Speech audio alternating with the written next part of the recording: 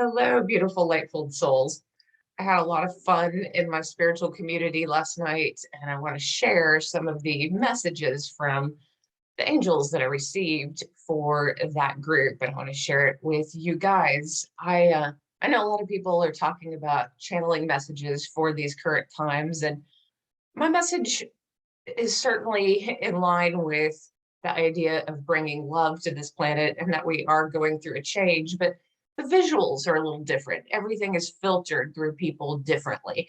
And so, what I felt this group of guides saying to me was humanity is going through a season of change.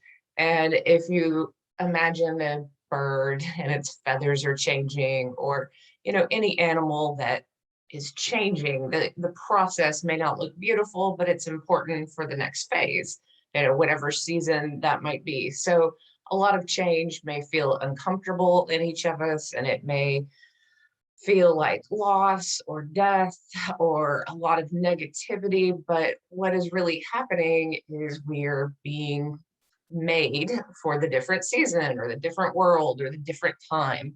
That was the overall message. So how do you incorporate that into your life? Well, lean in to the change. Don't fight it. Don't try to reverse it. Just go, okay, this is what is happening.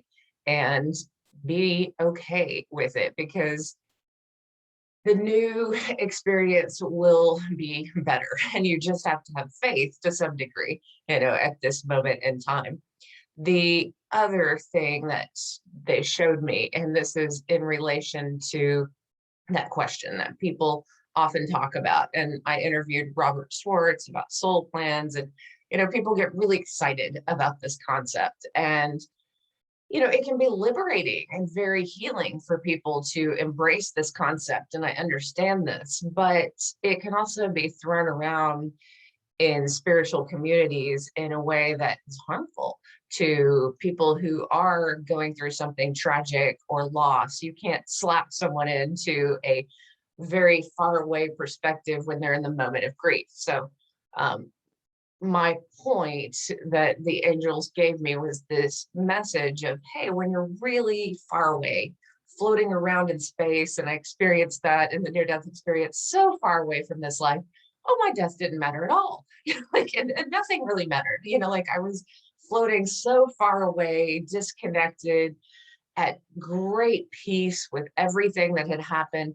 And I think a piece of each of our souls hangs on to that disconnection, or that knowing that, hey, as soon as we leave this body and we're in that light of God, and we understand that this was, theater to some degree, that place of love is so deeply healing, it just washes away everything that exists on Earth. And then when you look at our planet Earth from very far away, maybe you see volcanoes or natural disasters, and it just looks like blips on a screen. It's just beautiful. And, if you've watched a nature documentary and you've seen animals kill one another, then it's just part of this life cycle. So, yes, on some degree, you could say that we are born here and we're going to die at some point, and we are not victims. We are just living this life process. And you can take that perspective, which is a very far away perspective in the soul. But another message in the near death experience was the only thing that matters when we are here is love and kindness, and the way we make other people feel comfortable, because really that is the essence of your soul being more than this experience of life and death. It's your soul's ability to love that makes everything incredibly personal. When you're able to love a profession, love a flower that you're looking at, love the tree outside your window, love your pets, love your friends, love your family, love your loved one, and passion is so intense because it makes you localized and focused on one point in time, and you're able to be very personal in those moments. So there's the very far away perspective and the very intense and up close and personal perspective, which makes us get attached to this life. Love is what attaches us to this experience. So telling someone who is upset about a loss or a tragedy or a natural disaster or the loss of a loved one, or they've been victimized in some ways and they're still working through that, telling them that, oh, it's just the soul plan, get over it. It's just like not loving. Like that's something you can introduce to someone, and that concept, when they're ready, when their soul is ready to connect with that far away perspective of looking at life from this perspective where they're close to God, close to this disconnection from the flow of life, then that's an interesting intellectual, spiritual perspective. And it can be very loving for people who keep running the same patterns in their lives and get victimized over and over again and keep blaming others. I mean, certainly that perspective can be freeing, can help you choose differently in your life and feel a lot freer, and that can be loving. But telling someone in the midst of a tragedy or too soon, and when they're grieving about this, and go, it's just the soul plan, that's just rude. That's not loving, and that's not helping anyone, and that's spiritual ego, and it's just kind of like going, oh, I learned this concept and now here it is. No, I think a better way of lovingly expressing that is just telling your story and saying, hey, this helped me. I felt incredibly victimized, and then I thought, let's look at this from a broader perspective. Let's look at the different souls that are coming in to play different roles. Maybe they have certain karma to work out with one another, and maybe the victimizers take on great karmic debt. But when you throw that concept around too lightly, then problems arise, because you're not giving honor to the people who choose love and who choose not to be victimizers, because many people who are victimized or abused have grown up around abuse, but they've chosen not to say those abusive words, not to take those abusive actions, and yet they've found themselves tolerating abuse to some degree in personal relationships or friendships later in life. And it's incredibly confusing, and there's a lot of inner work that has to be done around that. And to throw that concept around lightly just means that, well, someone could go, and this is totally hypothetical, don't take me too seriously, I use examples, but say that I decided, okay, my soul mission is completed. I've done enough teaching. I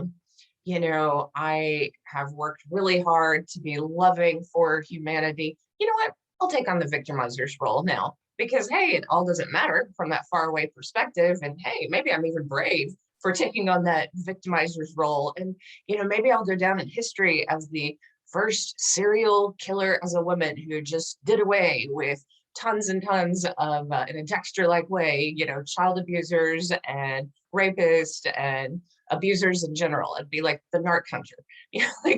That. I mean, that's a horrible. I'm saying this with dark humor, folks, and I'm saying this to demonstrate the faulty thinking that can occur when you throw around that concept of soul plans and soul plans, and almost giving this respect to victimizers, like, oh, they chose to take on this karmic debt so that we could live better lives. No, maybe we can learn through love, while we're here. Maybe that's what we're trying to shift towards. We don't need that, and that's what, we need to wake people up from is, okay, that's one way of looking at it, but now it's time to wake up and not be a victimizer, that there are other ways to wake people up. You can wake people up through love. So say, and I know this as a teacher, say a student is behaving horribly. So many times they have emotional issues or trauma in their life, and that behavior needs to be met with attention, but with love in order to unravel it. So People who are authoritarian or victimizers or dominators, they're not unraveling problems in society, they're causing more problems. And the answer, while here, is love. Now, can a piece of our souls make peace with our past and get clearer with that concept of, okay, well, this abusive person woke me up, to my personal power and to my strength, perhaps, or this person refocused me on my path.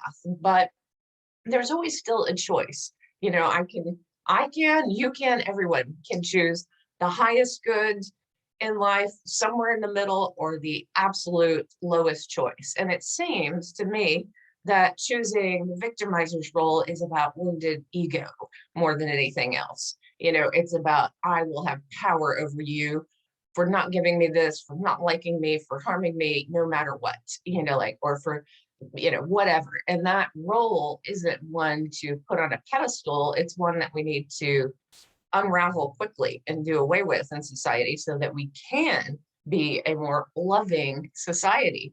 And, I think people maybe need to talk more about their shadow selves. And, I gave you that example. That would be an extreme example, but, I'm sure that a lot of people become disenfranchised with the system when police forces do not take care of society. That's when society begins to unravel. So when there isn't a moral code in the police who enforce things, when there is problems there, then society unravels. Now, I'm not saying we need to defund the police. I've never said that. I'm saying we need a society with highly educated, highly trained people who enforce rules. And it's a leadership role. So people who are wise and intelligent and aware of that role should take that role. And a lot of times, deeply empathic people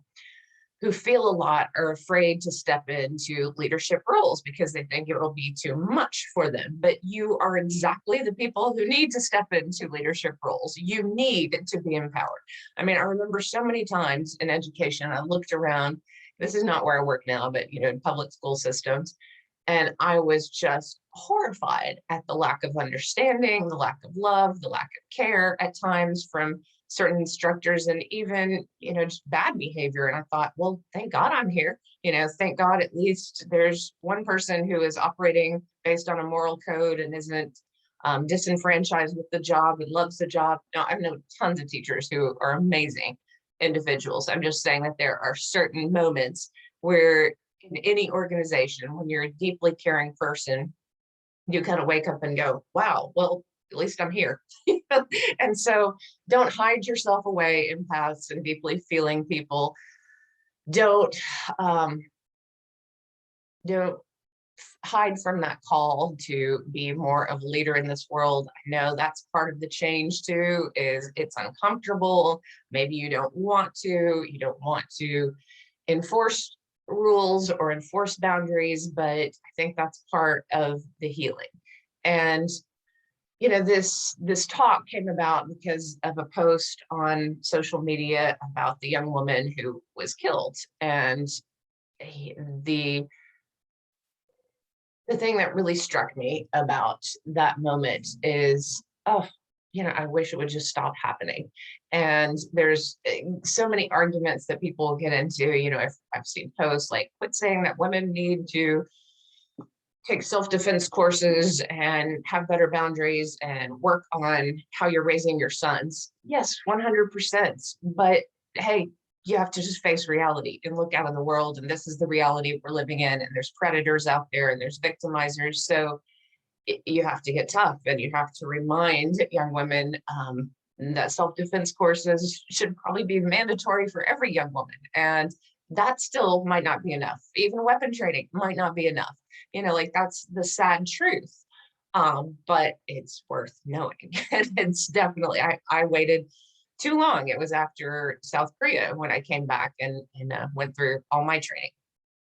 And I don't talk about that. I didn't even write about it in the book because that was a a deep experience, but it can also be healing for people who have been victimized to take a variety of trainings to defend their life. Because, you know, saving yourself from trauma is your right. Like, and if you take that soul contract thing too far, then you can just go, no, okay, I'm just gonna die and be victimized here, or oh, I'm just gonna kill, and oh, so what? Doesn't matter. It matters.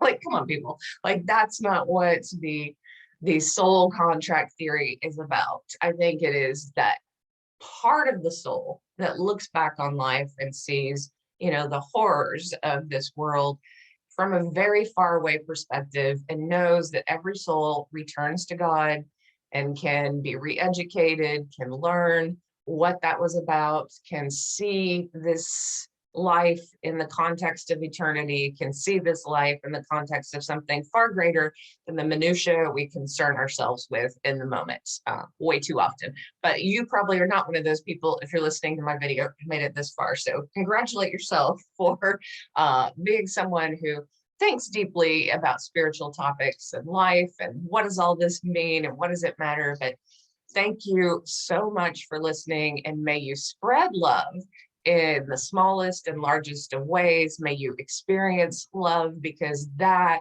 is the beauty of being here. May you be blessed.